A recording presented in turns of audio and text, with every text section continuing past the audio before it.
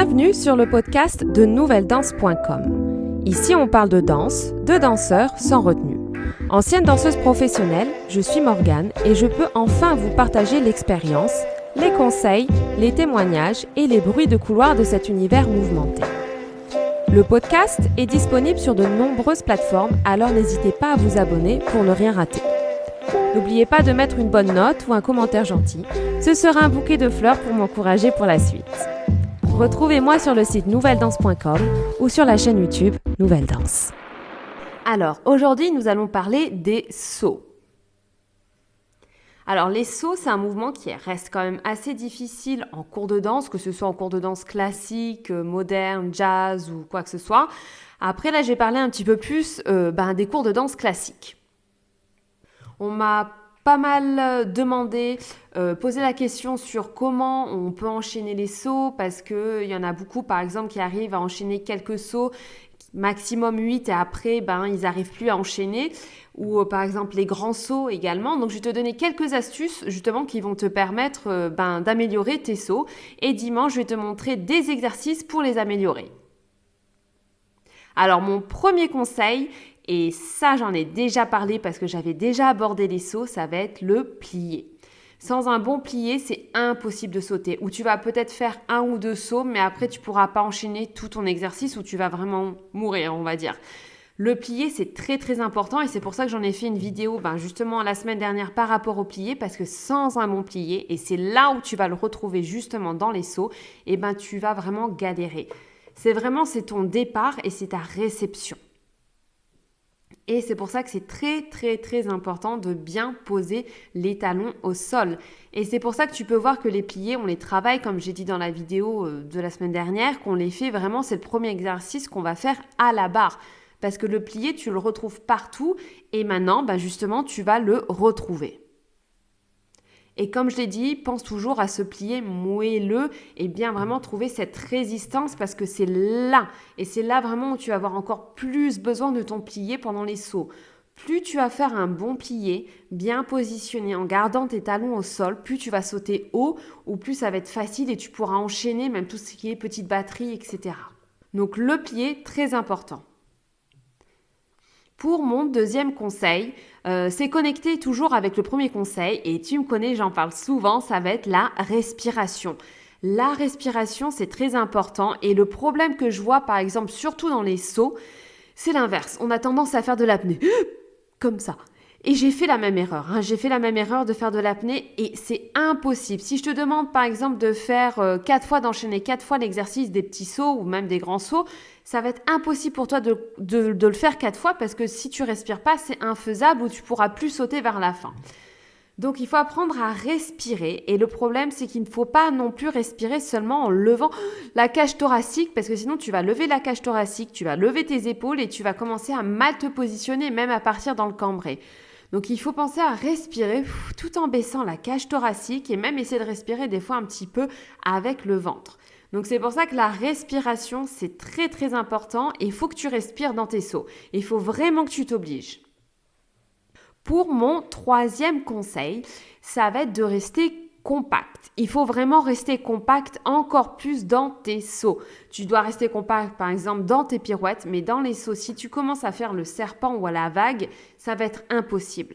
Donc comment rester compact? Ça va être justement le travail de centre et c'est quelque chose que j'en parle énormément. Le centre, ça va être ta sangle abdominale. Faut vraiment rester compact à ce niveau-là. Si tu commences à lâcher en fait au niveau des abdos, c'est là où tu vas commencer justement à faire la vague ou même à partir en arrière dans tes sauts. Hop, en arrière, en avant, en arrière, en avant. Donc c'est très important d'avoir une sangle abdominale bien forte. Quatrième conseil, c'est du coup connecter avec le troisième. Des fois, tu ne pourras pas vraiment sauter parce qu'il te manque des muscles.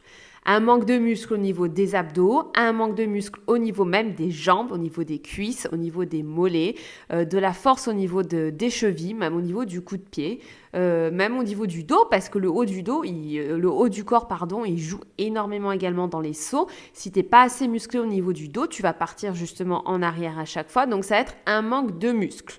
Attention, il ne faut pas aller dans l'extrême et je ne vais pas te dire d'être bodybuildé, mais il y a vraiment, tu peux voir qu'il y a par exemple des filles qui vont être super laxes et qui vont, par exemple, dans les sauts, qui vont galérer énormément parce que ça part. C'est pas compact, ça part, il y a un manque de muscle. Donc, il faut penser quand même à se muscler justement pour pouvoir rester compact et sauter beaucoup plus facilement.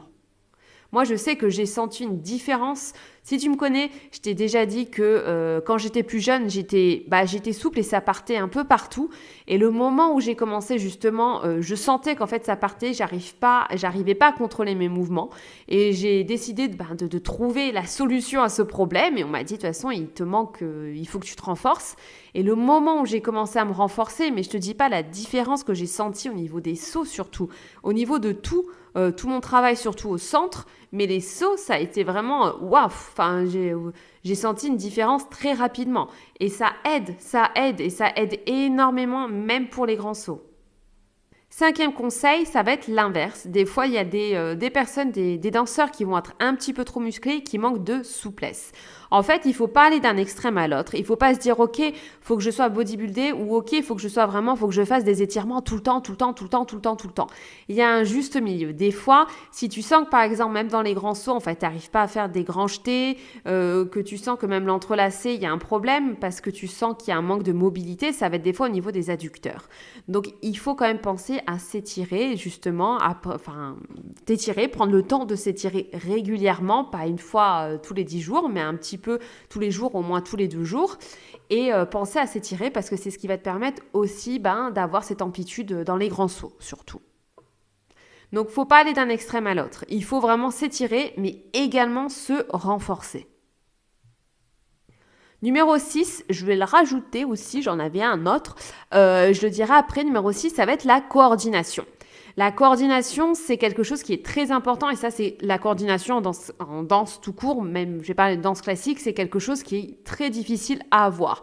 On parle beaucoup de technique, mais sans coordination, par exemple, si tu plies avant et que tu mets les bras après, que tu sautes, il faut vraiment toujours rester compact et coordonné. Et ça, c'est très important. Plier, les bras sont ensemble, plier, hop, tu sautes. Et des fois, dans les sauts, en fait, les bras sont pas bien positionnés, ils partent avant, ils partent après, etc. Donc, la coordination, c'est ce qui va te permettre, en fait, de coordonner tes pas. Et c'est ce qui va te permettre aussi, dans tes sauts, d'être coordonné et de trouver également ce saut. Parce que des fois, tu vas avoir des danseurs qui ont un bon saut, mais qui vont pas sauter haut parce qu'ils sont pas coordonnés. Et du coup, ça rajoute une difficulté en plus et ça va être super difficile à contrôler encore plus dans tes sauts. Et pour le dernier conseil numéro 7, ça va être le mental, ça va être la peur. Des fois, tu peux être coordonné, tu peux avoir un bon plié, tu peux avoir la respiration, la sangle abdominale qui est bien compacte, tu peux être bien musclé, mais être souple également, tu peux tout avoir, mais ce qui va te limiter, des fois, ça va être toi, ça va être ton mental tout court. Et tu sais que le mental, pour moi, c'est quelque chose qui est très important parce que tu auras beau avoir tout ça, mais si le mental, il suit pas, c'est ce qui va te limiter. Des fois, c'est nous-mêmes qui nous limitons dans nos propres pas, dans notre technique, dans notre progression. Et le fait que tu abordes déjà l'exercice, par exemple les sauts, on sait que ça peut être des fois plus difficile pour les femmes que pour les hommes parce que ça demande plus de détente, plus de muscles, plus de coordination, etc. Et des fois, on se met dans cette panique un petit peu, cette peur avant de commencer l'exercice et on va pas faire des bons sauts parce que si on reste dans notre bulle, si on reste renfermé comme ça, on a peur, on va se limiter, on pourra pas sauter, on pourra pas trouver cette amplitude. Donc, le mental joue énormément, même pour tes sauts. Il faut vraiment que tu abordes tes sauts en étant sereine. Et je sais, comme je le dis à chaque fois, c'est toujours facile à dire et pas facile à faire.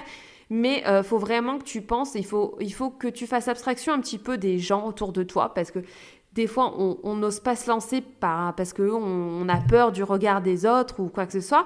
Dis-toi que les autres autour, ils te regardent pas forcément d'un air malveillant la plupart du temps et on s'en fiche en fait. Il faut vraiment que tu penses à toi, à te dire ok, je me lance, vas-y, j'y vais, je me lance, j'essaye de faire mon cours de danse, mes sauts comme ça sans se préoccuper du regard des autres. Faut vraiment pas que tu te mettes dans ta bulle, dans cette peur comme ça, sinon tu vas te renfermer et tu pourras pas trouver cette amplitude et tu pourras pas sauter. Et ça nous est arrivé à tous un petit peu. Je veux dire, on a tous nos points faibles. Il y en a, par exemple, ça va être les pirouettes, il y en a, ça va être les adages, il y en a, ça va être les sauts ou quoi que ce soit. Moi, j'ai toujours aimé les sauts. C'est vraiment les exercices que j'ai toujours aimé. Petit saut, petite batterie, grand saut, etc. Et moi, c'était plus des fois les pirouettes où je me mettais dans cette peur où, ouh là là, je sais pas, je vais pas y arriver, etc. Et du coup, j'ai dû faire un travail sur moi-même pour justement me débloquer. Et le moment où j'ai compris, où j'ai pris de l'assurance, où j'ai commencé à prendre confiance en moi, c'est là où j'ai pu commencer à bien tourner. Et peut-être que pour toi, c'est les sauts, mais le mental joue énormément et il faut vraiment que tu fasses un travail sur ça. Donc tu peux voir que pour les sauts, pour améliorer ça, ça demande beaucoup de choses et qu'il faut déjà être propre, il faut avoir une bonne technique et que ça demande de la force, ça demande également de la souplesse, de la coordination. De l'élasticité, mobilité, un bon plié. Donc, ça demande beaucoup de choses et c'est pour ça que les sauts sont pratiquement tout le temps à la fin du cours de danse. Parce qu'il faut déjà être bien échauffé et il faut avoir déjà un bon travail, il faut avoir déjà un bon placement pour sauter proprement. Et si tu sens que ça part un petit peu, que tu fais le serpent un petit peu ou que tu fais la vague, aide-toi d'une chaise. Tu prends une chaise, tu prends une table, tu prends un support et tu mets tes mains et tu t'aides de ça. Et tu fais des pliés en 6e position, en gardant les chevilles ensemble, en première, en seconde. Et il faut vraiment que tu restes compact. Et petit à petit, après, tu vas au milieu. Mais te lance pas comme ça au milieu si tu sens que ça part, si tu sens que tu n'as pas encore le contrôle. Parce qu'après, tu vas te choper de mauvaises habitudes. Et comme je le dis à chaque fois, enlever les mauvaises habitudes, c'est très difficile. C'est même plus difficile que commencer avec une personne qui a jamais sauté. Donc voilà, j'espère que ces conseils vont t'aider dans les sauts. Et surtout, ne te mets pas des barrières. La plus grosse des barrières, c'est nous-mêmes. La plupart du temps, comme je dis, ça va être notre mental. Donc, il faut vraiment pas que tu te prennes la tête et fais à chaque fois étape par étape. Ne te soucie pas du regard des autres. Et surtout, la danse, c'est un plaisir. Il faut pas que tu abordes ton cours de danse en ayant cette peur. On se retrouve mercredi prochain dans un nouveau podcast. Passe une très belle journée. Je te fais plein de gros bisous. Ciao, bye. Bon, voilà, il est temps de faire sa révérence. Merci d'avoir partagé ce moment de danse et d'expérience. Le podcast est disponible sur de nombreuses plateformes, alors n'hésitez pas à vous abonner pour ne rien rater. N'oubliez pas de mettre une bonne note ou un commentaire gentil, ce sera un bouquet de fleurs pour m'encourager pour la suite. Retrouvez-moi sur le site nouvelledanse.com ou sur la chaîne YouTube Nouvelle Danse.